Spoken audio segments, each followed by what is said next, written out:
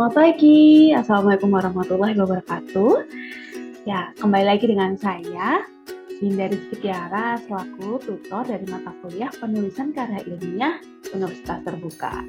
Ya, teman-teman, kali ini, pada sesi ini, saya akan menjelaskan sedikit hal yang berkaitan dengan langkah-langkah penulisan karya ilmiah. Kenapa nih saya mau membahas ini? Karena hal ini sangat penting teman-teman untuk perhatikan dan juga terapkan. Jika kita tidak mengikuti langkah-langkah yang ada dalam penulisan karya ilmiah, saya rasa kita akan kesulitan dalam memenuhi kualitas dari karya ilmiah itu yang baik ya. Jadi bagaimana sih langkah-langkah dalam menuliskan karya ilmiah? Nah, hal ini atau materi ini saya ambil langsung dari modul yang sebetulnya teman-teman sudah miliki. Jadi saya akan menerangkan lebih lanjut, lebih jelas lagi tentang apa dan bagaimana dari materi tersebut. Dan teman-teman pun juga bisa langsung melihat dari modul yang telah teman-teman miliki atau yang kalian bisa baca di RBV atau ruang baca virtual dari UT seperti itu. Oke, baik ya, sudah terlihat ya teman-teman semuanya. Di sini ada mata kuliah kita, yaitu Teknik Penulisan Karya Ilmiah dengan kode IDIK 4013. Jadi teman-teman semua perhatikan, jangan sampai keliru gitu. Nah, selanjutnya adalah langkah-langkah penulisan karya ilmiah. Nah, ada 5 sebetulnya, 5 saja dasar dari penulisan karya ilmiah. Yang pertama adalah persiapan, yang kedua pengumpulan, ketiga pengorganisasian data, keempat penyuntingan konsep, dan juga yang terakhir yaitu penyajian karya ilmiah. Oke, tahap yang pertama. Nah, tahap yang pertama adalah tahap persiapan. Tahap persiapan ini sangat penting, teman-teman semuanya. Ketika kita akan melakukan sesuatu, kita perlu mempersiapkan hal tersebut dengan baik, ya kan?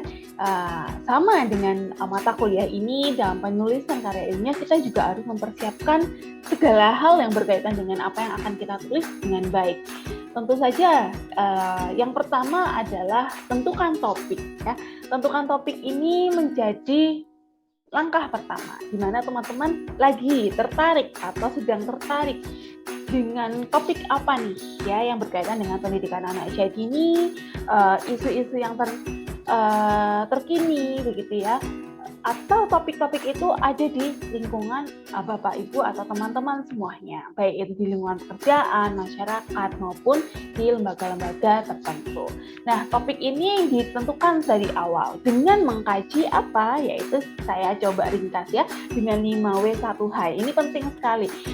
Sebenarnya ada kata-kata lain yaitu SWOT, strength, weakness, ya dan sebagainya. Namun lebih mudah kita memahami dengan 5W dan juga lebih rinci. Yang pertama ada what. Tentu saja berkaitan dengan topik yang teman-teman semuanya akan ambil ya. Lalu who, siapa nih ya? Siapa yang akan menjadi subjek penelitian teman-teman? Apakah orang tua, apakah anak, apakah guru, dan lembaga, begitu ya. Itu kita sudah tentukan dari topik. Misalnya topiknya adalah berkaitan dengan cara pengajaran ya, atau model pembelajaran dari sentra begitu di sebuah lembaga, maka siapa yang akan kita teliti. Belum tentu selalu pembelajaran itu pasti gurunya, bisa jadi hasilnya atau outputnya yaitu anak, atau yang mengelola yaitu ada di sekolahnya atau lembaga. Lalu where, di mana ya kita akan melakukan penelitian tersebut atau berdasarkan kegiatan yang ada di mana nih karya tulis kita, baik lembaga TK, PAUD, pos PAUD, atau KB, TPA dan sebagainya, atau bahkan di posyandu juga bisa yang berkaitan dengan PAUD. Lalu kapan? Nah, kapan nih kita akan melakukan pengambilan data, baik itu dalam rentang waktu maupun memutuskan mungkin di awal semester dan sebagainya. Hal-hal tersebut dipikirkan untuk yang mendukung proses dari pengambilan data dan karya ilmiah. Lalu bagaimana dan juga mengapa? Nah, ini penting sekali. Bagaimana kita akan mengkaji, bagaimana kita akan mengambil data dengan teknik-teknik apa saja. itu sangat perlu dipikirkan. Dan mengapa? Nah, ini sebagai kekuatan jika nanti Bapak, Ibu, dan teman-teman semuanya menemukan kesulitan, alasan mengapa ini yang akan memperkuat kita. Mengapa sih kita melakukan hal ini, atau mengapa sih kita mencari tahu tentang ini, seperti itu. Nah, selanjutnya kita akan masuk ke tahap yang kedua, yaitu pengumpulan data.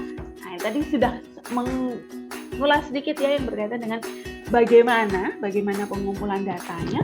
Maka apa sih tahapan pengumpulan data? Yaitu hal yang dilakukan melalui pengamatan peristiwa atau observasi ya, mencari informasi melalui penyebaran kuesioner dan wawancara pada informan tertentu. Nah, jadi ada beberapa cara nih sudah di skill ya, terus sudah diberitahu bahwa pengamatan atau observasi, penyebaran kuesioner atau yang teman-teman semua tahu tentang angket, dan wawancara. Jadi nanti mungkin apakah ada dokumentasi dan sebagainya, itu juga bisa dilakukan pada tahap kedua ini. Dan di tahap ketiga ada tahap pengorganisasian, yaitu apa sih pengorganisasian? Menata gitu ya, menggolongkan data berdasarkan sifat, jenis atau bentuk. Nah, jadi kita kan sudah dapat banyak data nih, baik dari wawancara, pengamatan, atau observasi, baik itu dari angket dan sebagainya, atau dokumentasi. Kita golongkan apakah ini misalnya, ini dari wawancara sendiri. Nanti kita akan sesuaikan hal-hal yang mungkin tidak sesuai dengan topik kita hapus. Kita hapus dari data inti kita, sehingga nanti yang diolah adalah data yang bersifat atau yang berkaitan dengan topik kita saja. Nah, yang keempat, ini penting. Setelah kita mengorganisasikan tadi, mengelompokkan berdasarkan jenis, bentuk maupun sifatnya, maka tahap keempat adalah tahap penyuntingan konsep. Penyuntingan konsep nih teman-teman, yaitu hal-hal yang tidak koheren atau penjelasan yang tidak berulang-ulang kan dapat diedit. Jadi ketika kita menemukan data itu atau penulisan itu tidak sesuai dengan topik kita atau berulang-ulang atau kurang mudah dipahami, maka kita bisa edit.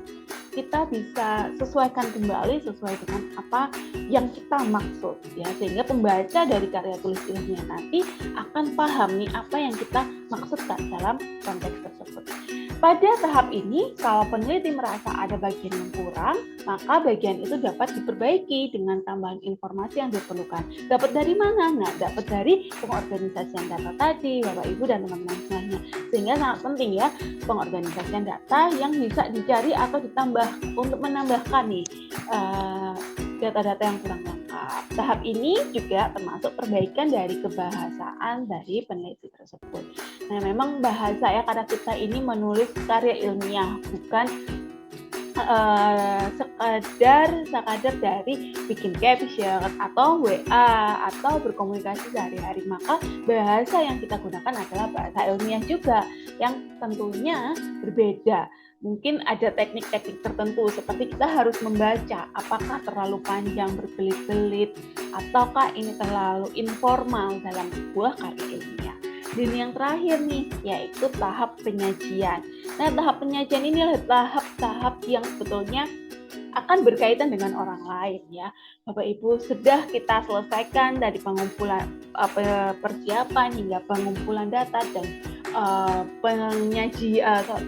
pengolahan data, maka yang terakhir adalah bagaimana kita menyajikan data tersebut. Ada banyak cara menyajikan data atau karya ilmiah, namun yang populer ya atau yang paling sering dilakukan oleh mahasiswa atau bidang-bidang akademik adalah dengan mencantumkan pada jurnal.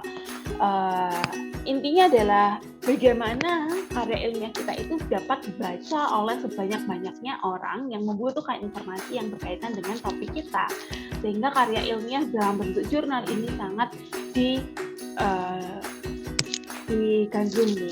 Nah, Bapak, Ibu, dan teman-teman semuanya bisa memilih ya beberapa jurnal yang sudah ada, baik itu jurnal yang sudah terakreditasi maupun belum terakreditasi, tentunya dalam jurnal yang berkaitan dengan pendidikan anak usia dini atau minimal pendidikan, atau minimal hanya tentang anak. Atau misalnya teman-teman membahas tentang gizi, kita bisa masuk ke jurnal-jurnal dengan jurnal tentang kesehatan. Sehingga yang penting adalah bagaimana jurnal atau karya ilmiah itu sesuai dengan wadah atau jurnal yang kita bahas. Atau kita juga bisa menyajikan dalam bentuk proceeding, ya. Seminar mengikuti seminar nasional, kita menjadi pemateri, kita menjadi salah satu yang membahas atau menyajikan hasil karya ilmiah kita. Nah, itu juga sangat sering dilakukan dan sangat menarik. Teman-teman bisa sharing dan bertanya jawab maupun membagi pengalaman dalam pelaksanaan penulisan karya ilmiah. Nah, itu dia adalah tahap-tahap penulisan karya ilmiah yang sebenarnya teman-teman dan Bapak Ibu semuanya bisa baca langsung di modul. Jika ada yang kurang dipahami, silakan kita berdiskusi pada LMS yang kita gunakan. Seperti itu. Terima kasih teman-teman semuanya atas perhatiannya. Sehat selalu. Saya akhiri. Wassalamualaikum warahmatullahi wabarakatuh. Selamat pagi. Semangat belajar.